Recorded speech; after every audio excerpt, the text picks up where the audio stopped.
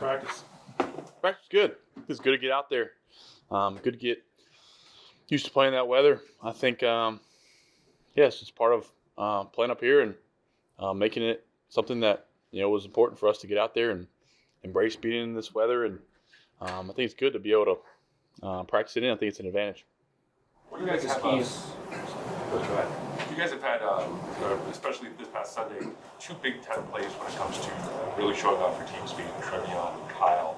What sort of impact has that level of speed had on the offense this year? Yeah, I think just making big plays. I think just making it easier on the guys up front. Shorter drives. I think it puts our defense in a tough spot. Being one play and 2 plays on the drive out of halftime, and they're back out there. But actually, they can't complain for us scoring. I think they want that. That's what they want. But I think just big playability. I think it's hard to get explosive in this league, and that's what you want. To make drives shorter, make drives, try to skip third down, and I think having guys like that make it easier and just like I said, just kind of get their ball in their hand in space, and they'll make something happen.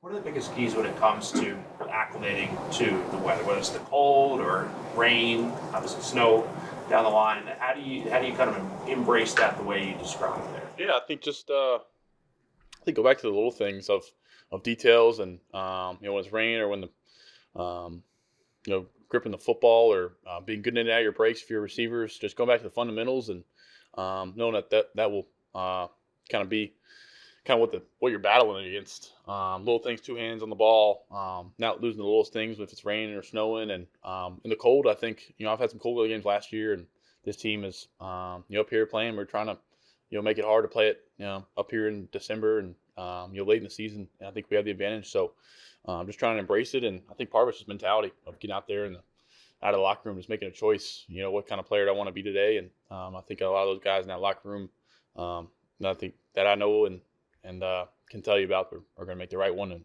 and be themselves.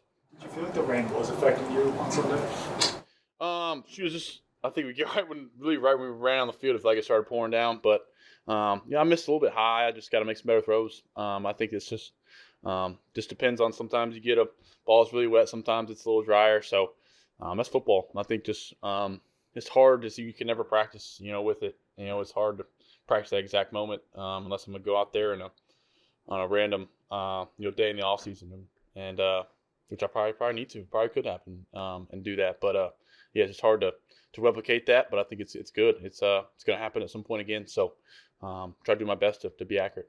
With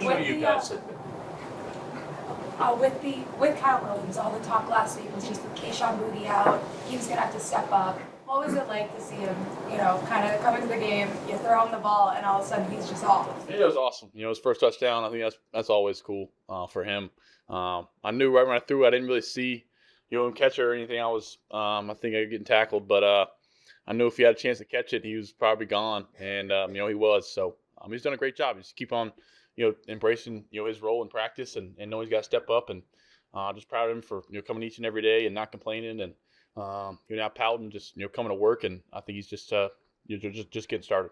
Coach Vrabel told us that he offered you guys to just take 25 minutes off a meeting to give you more rest, and the leaders collectively said no, we want to have the full meeting. Chris, why was that important to you guys? Yeah, I think it's to not take shortcuts. I think to not let little things lack or slack. And I think the biggest thing is to stay what we've been doing. Try to keep the same mentality. And he has today to go inside, and we're going to go outside. So just little things of trying to not let the little things go, and know that these things will matter and have mattered for us in the past, and I think will show up again. The process of them winning a lot, I think you've been kind of flying under the radar nationally, but then you win in Tampa on Sunday, and all of a sudden you're kind of the flavor of the week. Mike talked about not taking the cheese, with the media and everything like that. How do you make sure you avoid letdown, especially where you have a 2-win team ahead of you here? Yeah, we've had that mindset since we beat Buffalo. Kind of ignore the noise. Know we got to get some more attention and some more media. Just know that it's any given week in this league.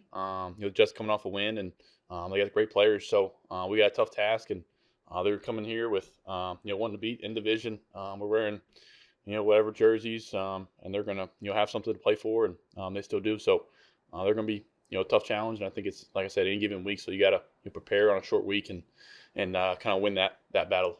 Spent a lot of time in going back to February, really, learning this system and trying to get ahead of it.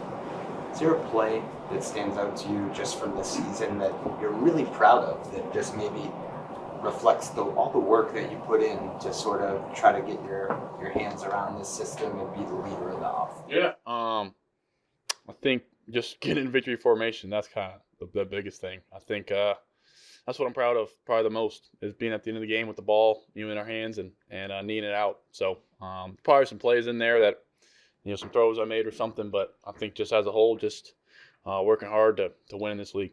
It seemed like the Bucs only rushed 3 against you, more than we're used to seeing. What's your thought process as the quarterback when defenses try to defend you that way? Was that something you were expecting, considering how much Foles is known for blitzing? Yeah, I think just be patient. We try to have a little bit of an answer, with kind of what they're heating us up with, but just to kind of see the front, see what they're doing, know what kind of package is coming in when they're bringing in more DBs and dropping out defensive linemen. But really just you see more and more stuff, and some stuff you don't really isn't scouted, as they say, or you don't really see much on film. So just be adapt on the sideline, and Coach McDaniels is one of the best in business at it. Have you seen teams starting to spy you a little bit more? It seemed like they had a spy on you a decent amount of the game on Sunday. Yeah, I told Levante David after the game, so I can't run. They don't need to spy me, but no, I think it takes one less defender for them to put in the pass. It's better for us, but at the same time, you got to be cognizant of the spyer. Know that he is kind of near the line of scrimmage, so you kind of have to have a guy there to block him, and you kind of just got to have eyes on them and know be mindful of what they're doing with the games up front to know they could bait me into something. So that's really the biggest thing, and then from there just yeah. Great. You made your debut against the Jets last year. What did that moment feel like, and what's different now that you're a year out? Yeah, man, I remember being nervous. It was a night game. I was sitting on the sideline most of the game. Got thrown in there at the end. I think we ran stick, and the star almost baited me into one of my first throw interception. But no, it was cool. I think we had a drive down there and made some throws. Got smacked a few times. So no, it was cool getting in there. I think that was a cool environment. Remember last year, at night. But shoot, yeah, it's just funny looking back on that. I didn't really look back on that. It's pretty cool. Drake, during the play, we have to move in the pocket. How do you communicate with your lineman? And it's something that you can practice, or you have to adjust on the fly. Communicate with my lineman in what sense? When you have to move in the pocket, when the play is in progress. Yeah, there's not much communication. You're kind of just in there, playing football. I think they kind of know, I can, move and make some things happen. They're just trying to do their best job to keep me protected. They've done a great job of that. So really just trying to adjust to the games up front or the rush. And I think from there, they're doing a better and better job of picking up stunts and games each week. So that they're working hard on that. With prime time, you had the one game against Buffalo this year in prime time, but that was in Buffalo. This is the first time you guys are going to be home in front of your home crowd for this night game. Just what's the excitement level of getting to play in front of Patriots fans in a game that everyone's watching? Yeah, it's awesome. I think it's exciting. It's what we wanted. Night games here that give some of our fans to cheer for, and I think this is it. So in division opponent, obviously some bad blood. Always with the Patriots and the Jets. So a lot of history, and I think it should be fun and exciting, and should be a fun atmosphere. So thank you guys.